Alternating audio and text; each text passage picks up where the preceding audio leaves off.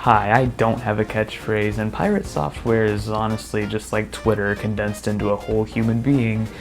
Honestly, just a massive waste of time. You know, there's this idea that it's a bad thing to criticize indie games, and as an indie dev myself, I totally get where people are coming from. I mean, most indie creators are full of nothing but sheer passion, and most of the things they make are better than a lot of, if not most, huge studio projects. And a lot of the time, they don't even get their full dues either. They just do this solely for the love of the game, and that's really admirable. But I think this thought, this notion that indie games shouldn't be criticized really conflicts with this idea of what criticism is. It comes from this idea that criticism is just what those white guys did on the internet 15 years ago, where they just tear into a work of art and complain about how shitty it is for 20 minutes. But in reality, I think criticism is a lot deeper than that. It is, or at least it should be, on a deeper level, of being done out of love, out of a desire to understand a work of art and the artist behind it. It's something that should be inherently constructive. And something I've noticed a lot recently is this idea that indie games shouldn't be criticized kinda goes away when the person behind that game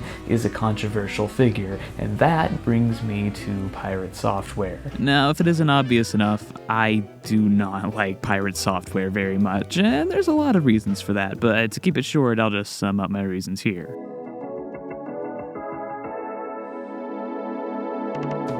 Acting like a pretentious Redditor, being a privileged nepo baby fuckbag, committing Twitch fraud, presenting himself as a mentor to small indie devs despite sharing mostly pretty bad, not very helpful advice and constantly putting down others, refusing to take accountability for any and all of his misdeeds, always acting like the smartest guy in the room who's always right despite being wrong about 99% of things 99% of the time, never actually releasing his game and seemingly only using it as an excuse for his streams, actively opposing the Stop Killing Games movement, which would be a huge win for game preservation, soullessly ripping off Undertale, allegedly commissioning a miner to draw weird art for him, collaborating with one of the biggest right-wing influencers in the world, thus signaling to his impressionable audience that it's okay to be friends with Nazis instead of using his massive platform to support human rights during a frighteningly fascist moment of American history.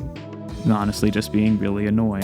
And over the past month or so, with a lot of pirate software's past controversies finally catching up to him, people have decided to take a critical look at Heartbound, his own game, and they've really started ripping it to shreds, since, well, the guy's not a good person, so obviously the game must not be good. And I won't lie, I get that, because the relationship between art and artist has always been a really complicated thing. I hate Skillet, and whenever I tell someone that, they usually assume it's because of their Christian nationalist politics, and well, yeah, I think those guys are crazy. I've had to listen to John Cooper and Jen Ledger speak in person, and no joke, they are genuine lunatics, but I've never liked them. It always felt like gluten-free 3 Days Grace, but without any of the things that made 3 Days Grace work. But on the other hand, I really enjoy, Quentin Tarantino or Alfred Hitchcock's work, despite those guys having tons of problems. I love AJ Styles wrestling. He's truly the greatest flat earth homophobe of all time. Danny Elfman's Batman score will forever live in my subconscious in spite of the guy's harassment allegations. And my personal favorite game soundtrack of all time is Amori's. And I don't even think I have to finish that sentence.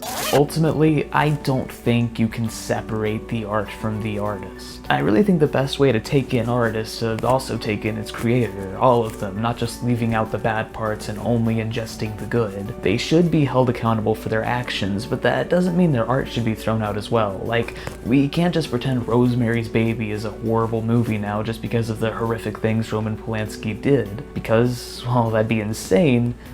But his actions do certainly impact what the film had to say about women's liberation, doesn't it? So despite my disliking of pirate software as a guy, I was open to the idea of Heartbound being good because, hey, this style of game, pixelated indie titles, it's my favorite type of game out there. So Heartbound is something I really wanted to like going in. Too bad this was all a waste of time because it's really just not very good. Now, if I call this game an Undertale knockoff, I'd feel pretty hypocritical because I just went on this big tirade during our our last convo where I said taking blatant inspiration is a good thing, and nothing to be ashamed of. I mean, after all, that's what Undertale did. Hell, I'm making a game that takes a lot of inspiration from Undertale, One Shot and Celeste, and I'm planning one yet in the future that takes a lot of notes from Deltarune and Amori. Like, seriously, that thing's name even sounds like those two games' very titles had a weird, deformed baby. But I mean, come on, this game doesn't even have its own logo, it's just Undertale again. Heartbound has always been accused of riding Undertale's coattails, and while I don't think there's anything wrong with that, I do definitely think it could do a lot more to come into its own. The core idea here is good, just not really executed well. Like, I'd love a game that explores a kid's anxiety and depression during his quest to get his dog back, but it needs a lot more. Like, you're only with Baron for like a couple of minutes until he goes missing, and it doesn't feel like you really bond with him at all either.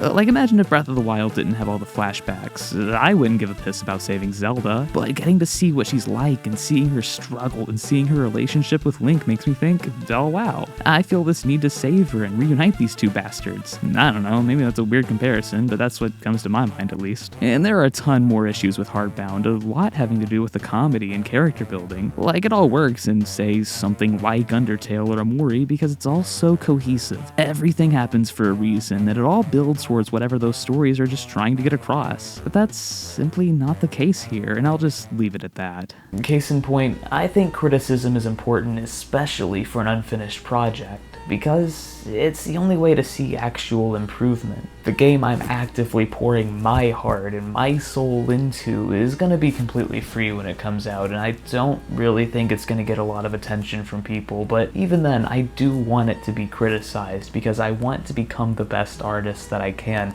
I want to make the best art that I possibly can, and the only way to do that is by receiving criticism. I've been working for years on killing my ego, on realizing that not everyone and everything is perfect, because it's impossible to be perfect. And the same is true for Heartbound. It's honestly not a good game, but I want it to be. I want to be a fan of it in the same way Pirate Software isn't a good person, but I want him to be. I want to be a fan of his. I want to be able to enjoy and love all art. That's why I always at least try to take a positive perspective to things when I can. And I do think if the effort and the heart is put in, Heartbound can potentially still become a good game, just like Pirate Software can potentially still become a good person.